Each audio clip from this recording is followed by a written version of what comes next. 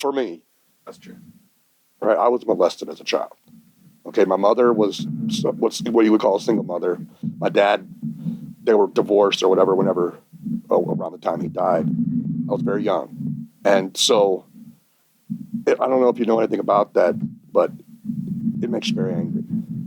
And so around the same time my dad died, that took place. And so I was just a very angry person.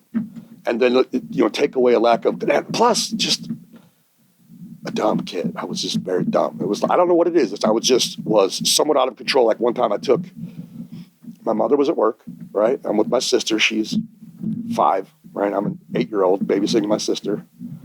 And so I decided to go get some gasoline and put it in a little styrofoam cup, right? And so I'm going to bring it up the stairs, right? And what do I do with it?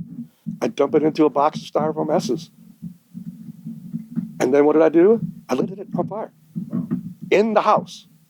And my sister, being 5 years old that day, had a class at school where they taught about stop, drop, and roll and all these different things. So she took the blanket off my bed and just threw it on the box, put the fire out. But I just stood there and watched like a moron. And so I had to sleep with that blanket. It was burned.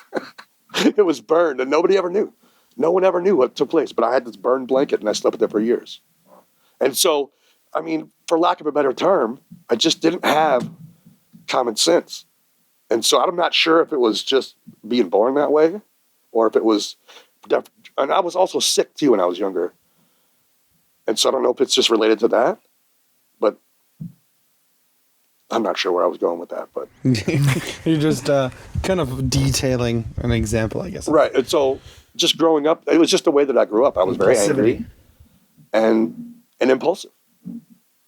Didn't think about stuff. There was one time, speaking of impulsivity, I was in a psych ward. Oh, wow. And I'm not really sure why, but I just got some. So you're not sure why? I just don't remember. I think I was just having behavioral issues. And so I was put into the psych ward. You had to be able to get put on medication. They had to observe you for a certain amount of time. So it was like 24 hours in the actual psych ward, and there was an open unit on the 4th floor. But at one time, I just took some deodorant and just put it on the bed with spelled out something. I don't know. Just lit it on fire. Just like, I don't know. So you're detecting a pyromaniac. Well, they say that people that have been molested have an attraction to fire. Interesting. And I'm not sure what that is, but it's true. I mean, the people that I've known that I've talked to, because I've always been someone who would talk about it with anyone, even when I was very young. Why is that, you think? I think I'm just open. All right, with whatever came with my personality, as far as just being open, saying anything that popped in my head. It's just I've always been the type of person that would just talk about anything. Really, nothing was off limits with me. And I just feel like in some ways that saved my life because I don't hold a lot of things in. Right.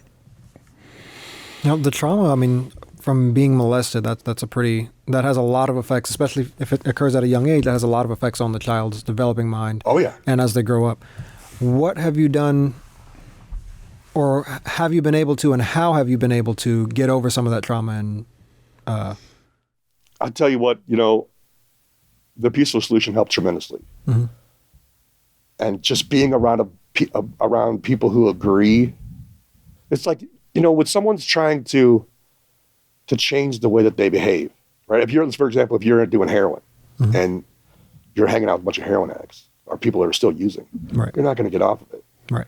And so if you hanging around with people who are like-minded in the Peaceful Solution, they agree. I'm a knucklehead. You're a knucklehead. We're going to agree to let each other kind of be knuckleheads as we learn to implement these things in our lives. And I tell you, that has been a big part of it, because there's a I don't know if it's an acronym, the STOP acronym. Right? Stop, think, consider your options, and proceed.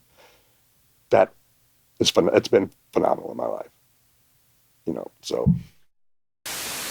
Listen, guys, we're doing great things here at the Lamplight Productions, and you can be a part of it for the low price of $0.00. Because all you gotta do is subscribe, ring the bell, ding dong. You can't go wrong, or don't. It's a free country. Do whatever you want. Though I don't know how you can live with yourself.